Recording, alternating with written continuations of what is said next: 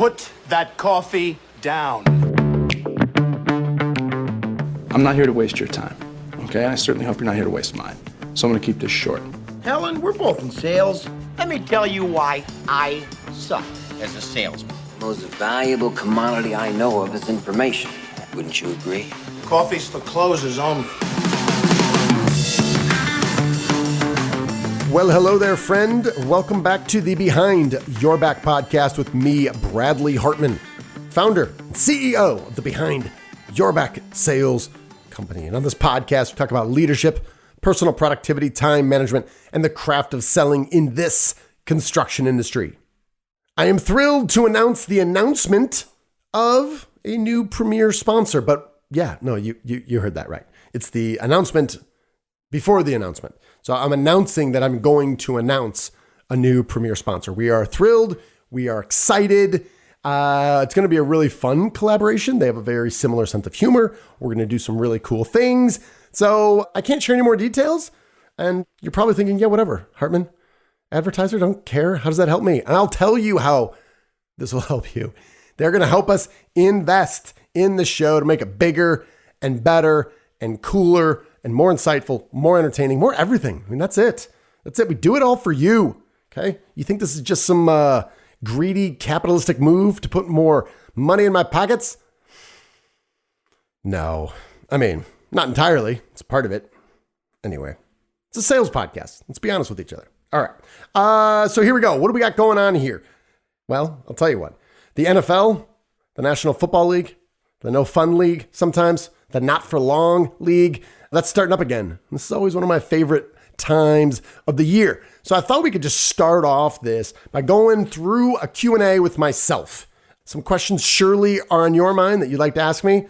I have divined these questions myself and I'm going to answer them. So let's get to it. Question number 1. Isn't it true, Hartman, that you have a game-worn Mitchell Trubisky helmet sitting behind you right now on your shelf? All right, good question. The answer is, well, yes and no. It is not game worn. It's a real helmet. It's a legit helmet, like the real guys do. And they play the game pre-CTE. And currently, it's sitting back. I'm going to look right here. Yeah, it's sitting in between the 48 Laws of Power, a fantastic book by Robert Greene, and, Tiny Habits by Dr. B.J. Fogg.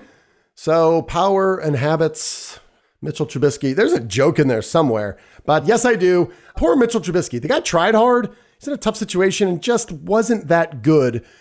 Had only we could have known that before, like when he was at the University of North Carolina, not exactly a football powerhouse, and only managed to start 13 games. Bill Parcells had a rule. The rule was any quarterback they're selecting in the first round had to have 23 victories. All right, minimum rule. And this is a smart kind of rule to kind of have a hard and fast rule, because 23 victories either means you had to play like 3 seasons of pretty good, right? 8 wins more or less, or 2 really good seasons. And obviously if you're a 4-year starter, getting 23 victories shouldn't be hard if you are halfway decent. His point was, I'm not going to take you in the first round if you're not a winner. Trubisky really wasn't. And I'm not going to take you in the first round if you can't even start at the college level, which he really couldn't. Then how are you going to be successful in the NFL? Yeah, no, it seems like a good rule. All right, question number 2. Isn't it true, Hartman, that the GM, the general manager of the Chicago Bears, one Ryan Pace, you played football with him at Eastern Illinois University? That is true. Ryan Pace, fantastic guy, great teammate, incredibly hard worker, had a great passion for the game. And yeah, are we close? We are, no, not close. I haven't talked to him in 20 years, but I am a fan. I root for him. And oddly enough, I moved to Flower Mound, Texas 5 years ago. And at that same time, he is from Flower Mound, Texas, and he moved Chicago. So thus guaranteeing that we would never renew our friendship. But I'm pulling for Ryan Pace. This is the year, buddy. This is it. You know 1985, the greatest team of all time. That's right. The 1985 Chicago Bears. Them of the Super Bowl shuffle. A bold and ballsy move if there ever was one. That's right. They're going to be back, dude. 1985. 2021. It's got a nice little ring to it. Next question. What do you think of the Red Rifle, Andy Dalton? That's right. Any tall, good-looking, masculine ginger who plays professional football in the quarterbacking position I am a fan of. Yeah, I was a crappy, tall, ginger quarterback at the collegiate level. So yeah, I'm pulling for Andy Dalton. How long do I think he will last? I will give him, unless he goes 4-0, I don't care if he even goes 3-1.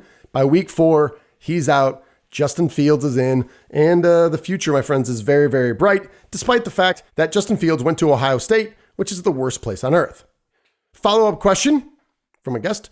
Is it true that you are bullish on Justin Fields? Absolutely. He's the answer. He's the future. I cannot wait to root for him. And the last question, are you concerned at all that the Bears had the third most difficult schedule in the NFL? Not at all. Domination. It'll come in starting in week 4, maybe week 5. And no, I fully expect us to win this Super Bowl this year, followed by probably 5 or 6 consecutive Super Bowls. We will win them all. We will change the face of sports dynasties everywhere. Follow-up question, do I really believe that? I do not. With 17 games this year, I think they will probably go 8-9. So there you go.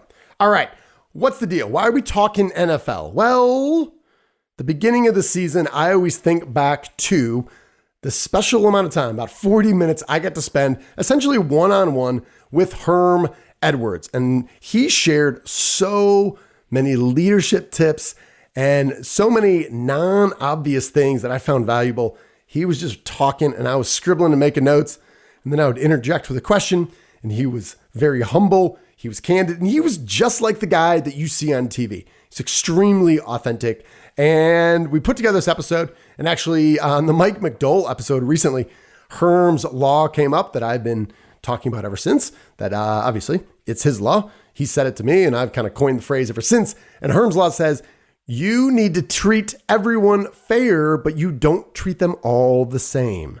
Treat everybody fair, but do not treat them all the same. That's Herm's Law. And it came up on Mike McDole's episode. I brought it up. And literally yesterday, a friend of mine called me and mentioned Herm's Law and some context that he had it. So if you listen to the show for a while, you've probably heard me say this. I think Herm's Law, since I talked to Herm Edwards, has appeared on no less than 37 episodes in one way, shape, or form. So with the NFL season starting, I thought it'd be a good time to tee up this episode once again, because quite frankly, this is gold, my friends. This is solid stuff. The insights directly from Herm Edwards right before the start of the NFL season. Why not? Let's do it. As always, thank you for listening. Enjoy this replayed episode of my conversation with Mr. Herm Edwards. In March of 2019, I was in Tucson, Arizona for a speaking engagement with USLBM, and I was politely asked by the organizers of the event if they could seat the keynote speaker in my breakout room.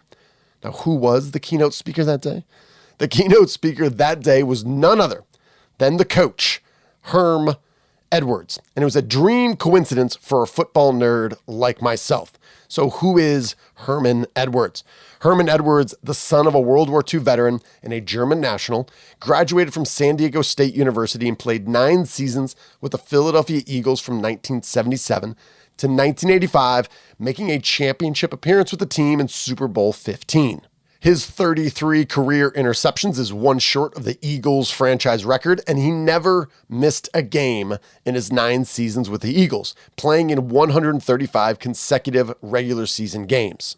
Herm Edwards only had 1 career touchdown, but he made it a memorable one. Nope, that's incorrect. He made it a legendary one.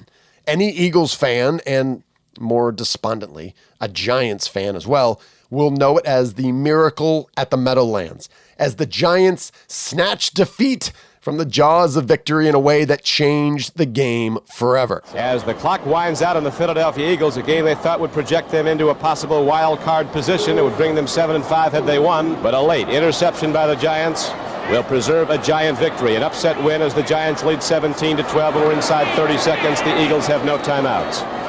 Wait a minute, here's a free foot, I don't believe it! The Eagles pick it up and Herman Edwards runs it in for a touchdown. An incredible development. Just like the opening game of the season when the New England Patriots were running the game out against the Washington Redskins. A fumble. This is the most astounding development. This is even more unbelievable. Following his playing career, Edwards began coaching with stops in Kansas City with the Chiefs and Tampa Bay. He was then hired by the New York Jets. It was with the Jets where he provided this epic moment in sports press conference history. This is what's great about sports.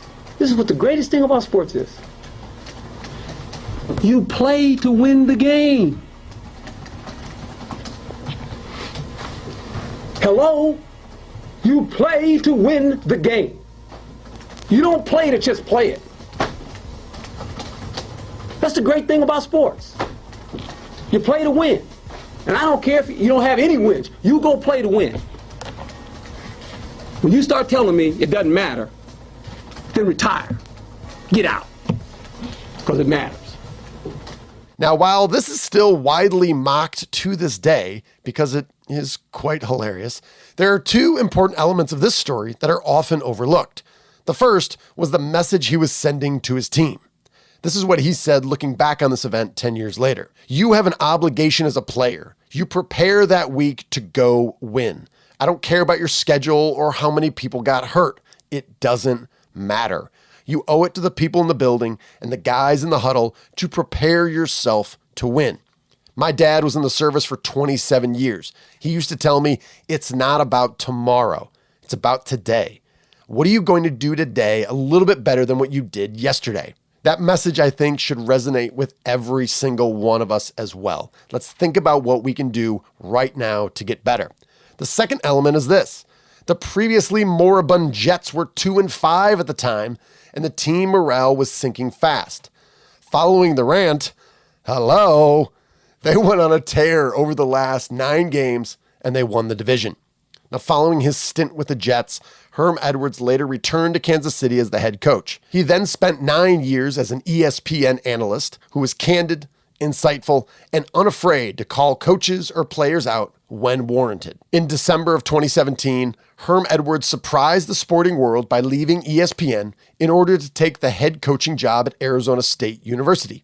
That brought him to Tempe, Arizona, just 90 minutes north of Tucson, and me, and my breakout room. Since it was my room, after all, I deduced if anyone had any right to be there, it was me. So I went in, I introduced myself, and I asked if he wouldn't mind answering a few questions on leadership and football. He enthusiastically said yes, and I asked one question, and this guy was rolling. I started on just some basic leadership, and he said, a leader must provide hope. First and foremost, it's hope. Hope for a better future that will come from working together. Because if you don't have any hope, it's going to be a long season.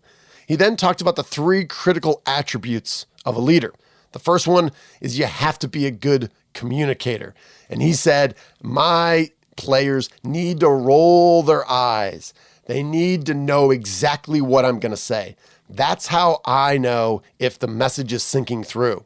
On last week's podcast with Mr. Sean Reed, he talked about too often leaders get tired of their message long before their team embraces it.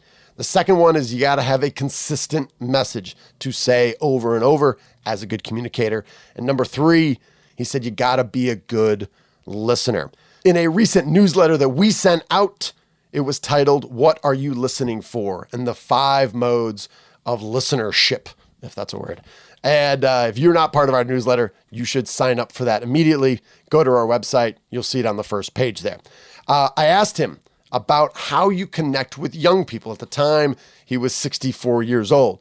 And he said, listen, I tell every single 18-year-old, I have to earn your trust. Day in and day out, that's on me. And this is such a sharp departure from most coaches' attitudes about young people. In fact, it seems to be the exact opposite.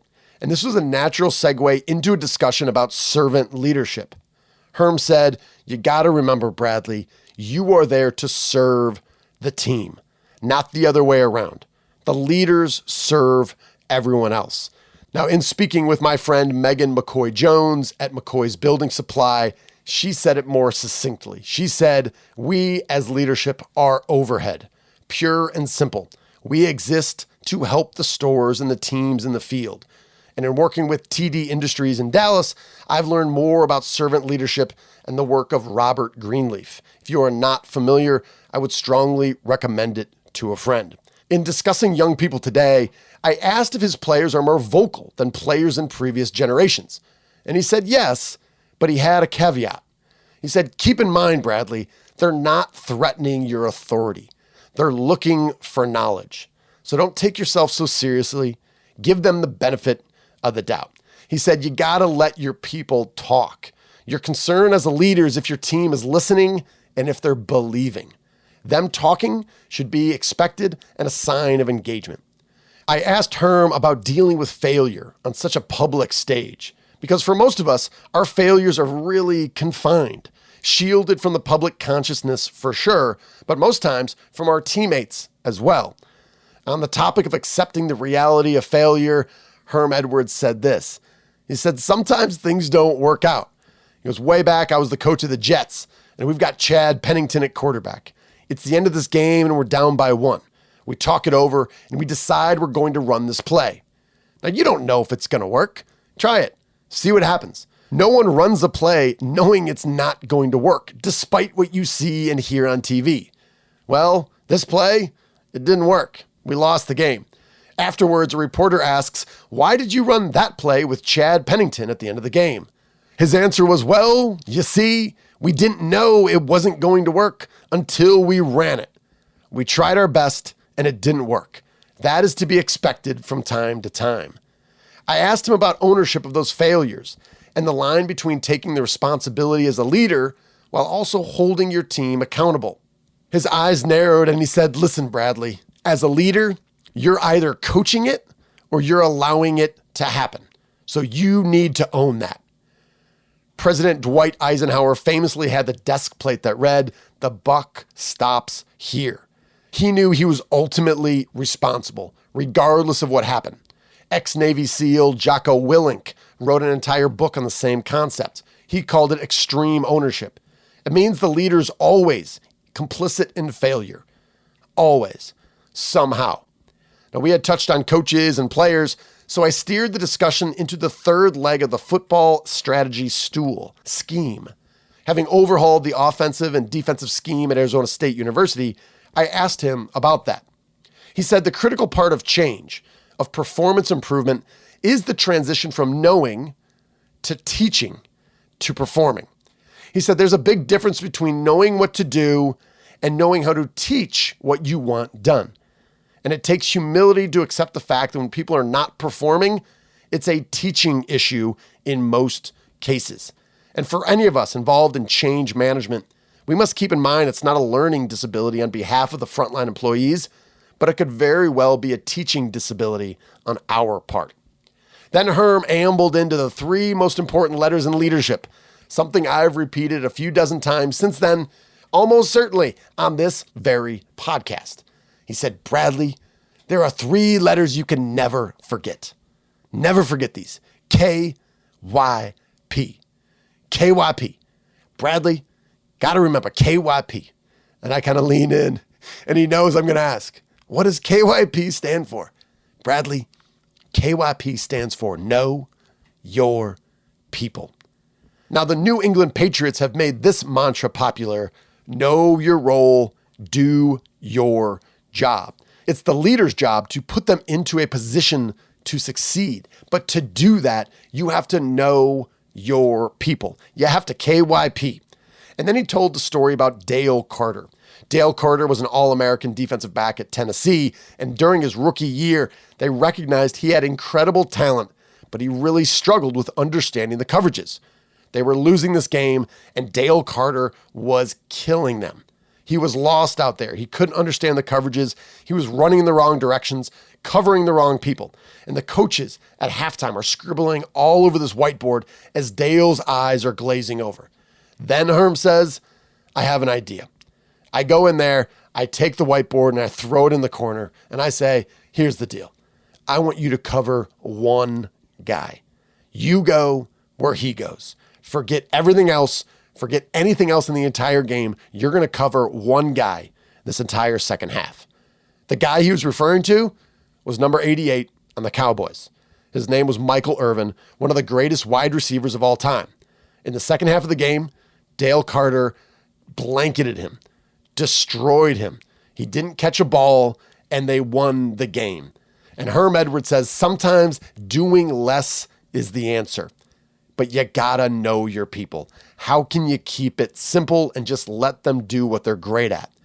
Dale Carter was then the NFL Defensive Rookie of the Year. He played for 12 years in the league, and despite a great career, Dale Carter struggled off the field. And I asked him about that. And Herm posed a question back to me. He said, Bradley, do you know the difference between interest and commitment? I did not. He said, the difference, Bradley, is trust. It's the leader's responsibility to earn that trust. So as he thinks back about Dale Carter's career, Herm recognized that some part of him knew that he could have done a better job. He went on to describe what I now call as Herm's Law. He said, Bradley, you got to treat everyone fair, but do not treat everyone the same. And again, my eyes probably look like saucers. And he said, Bradley, let me say that again one more time for you. Treat everyone fair, but do not treat everyone the same. And if you've watched The Last Dance, the documentary about Michael Jordan and Phil Jackson and Scottie Pippen and the Bulls and their 6 championships in the 90s, you saw Phil Jackson do just that. In the way that he handled Jordan and Dennis Rodman and everyone on the roster, he's certainly KYP'd. He knew his people and he treated them differently. And in the case of Dennis Rodman, they gave him a lot of leeway. Let him go to Vegas in the middle of this playoff series. Why? Because they knew he needed it. Could everyone do that? Absolutely not. Thomas Jefferson was quoted as saying, there is nothing more unequal than the equal treatment of unequal people. I know, there's a lot there. There's nothing more unequal than the equal treatment of unequal people. Now, this comment coming from TJ in light of our current struggle with equality in the United States can take on a couple different meanings, but it's worth giving thought to. As one of my books was positioned in front of Herm Edwards on the table, ready for the breakout session later that day, Herm casually gave me a masterclass in making other people feel important. He looked down at the book and said, Bradley Hartman, this is you. This is your book. I said, yeah, it is. He said, wow, you wrote your own book. That's amazing. Congratulations. He says, can I have it? Really? I'd love to read this. And he made me feel special in that moment. I still remember how I feel. Now, do I think he read it?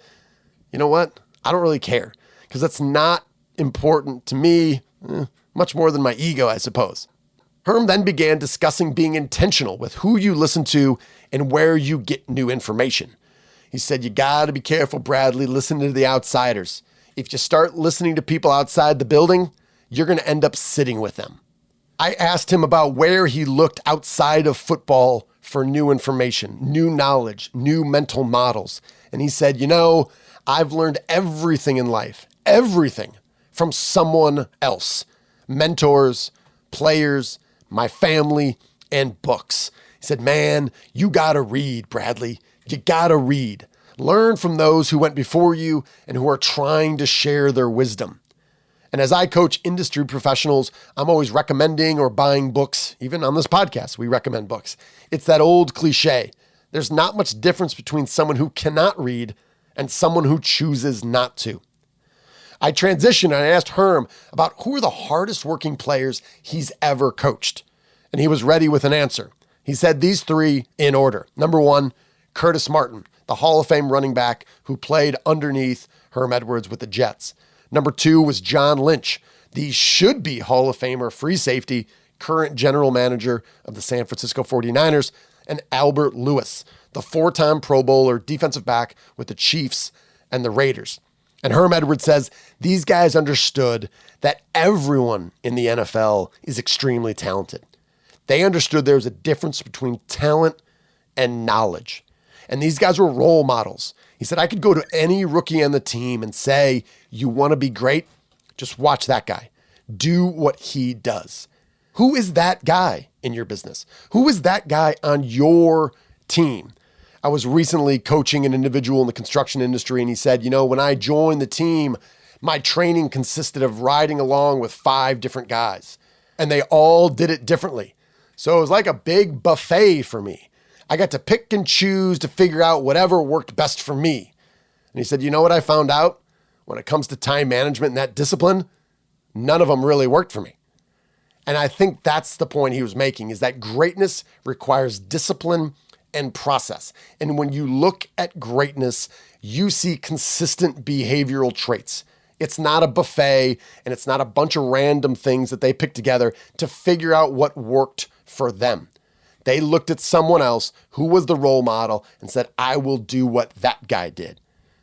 Herm then talked about stumbling into greatness. He said, it never happens. It can't happen.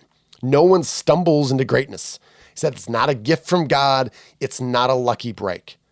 I asked Herm about the pursuit of greatness and total commitment while maintaining some balance outside of the endeavor. And he then talked about the importance of monitoring your own headspace. He said, so one question, Bradley, is where have you been? That's a question. He said, another one is, where has your mind been? Think about it. Do you need a sabbatical? It's not just for academics, because you got to lead yourself first. Leaders must lead themselves first. And too often, I think this is overlooked, despite it being somewhat intuitive. Many managers and leaders, we focus all our time on leading and managing and guiding other people, when with a little introspection, we can realize that we got a lot of work to do ourselves. So as time was closing out for his keynote, Herm Edwards said, now let me tell you about the 5 most dangerous words in life. And then he told me this story. He said he learned it as an 8-year-old when he was asked to clean out the leaves in the yard. And he left some in the corner that you couldn't see from the house. Now he said, my father, a military man, he came out to inspect my work. And he said, eyeballing the leaves that were kind of hidden behind the tree in the corner, he said, why are those still there? And his answer was, well, I didn't think anyone will ever know. And his dad said, no one will ever know. Those are the 5 most dangerous words you can put together. This is a bad answer. You can't skip the details. His father said, son, I gave you your last name, and that's all we've got in this world. Your work, your leadership, your name is always attached to it. And Herm took pride as he said, guys I played with in college or the NFL, they were on my team as a coach, or maybe in ESPN in Bristol, Connecticut. And they see me today and they say, Coach, you're the same guy. You're the same guy you've always been. He said, I take pride in that. And I say, yes, I am. Stuff comes and stuff goes, but your name stays. He said, Bradley, I've got to go now, but the question you need to ask yourself is, what will they say about you when you leave? Well, Coach, this podcast is what I've been saying to myself and my team and my family, and at least for the gospel of KYP, to know your people. I've been saying it to anyone who listens to this podcast. So to answer the question, what will they say about you when you leave? Well, I can only speak for myself. I know what I said when Herm Edwards left. Thank you, Coach. Let me tell you something about goals. If you ain't got no plan, man, it's a wish. It's like falling asleep at night and dreaming. You got a plan? Not your agent. Not the guy that works you out. Not some of your boys. Do you got a plan? What's your plan? What's your plan to be a professional football player? It's on you. Because at the end, nobody's going to play for you. Nobody's going to practice. You got to do that. You got to do all the work. Easy for somebody to sit behind you, oh, you should do this, and I got this. No. What's your plan? Start formulating the plan, man. You can have all the goals you want, but if you don't have a plan how to get there, you just wishing. As always, thank you for listening. I sincerely appreciate you giving us a little bit of your time and attention. I know how valuable it is. If you got value from this, I got 2 options for you. Do not hesitate to email me directly. If you have things we could do better, improve, to grow the business, different guests, any sort of specific builder challenges that you're dealing with, we want to help solve them. Do not hesitate to email me directly at bradley@behindyourbacksales.com.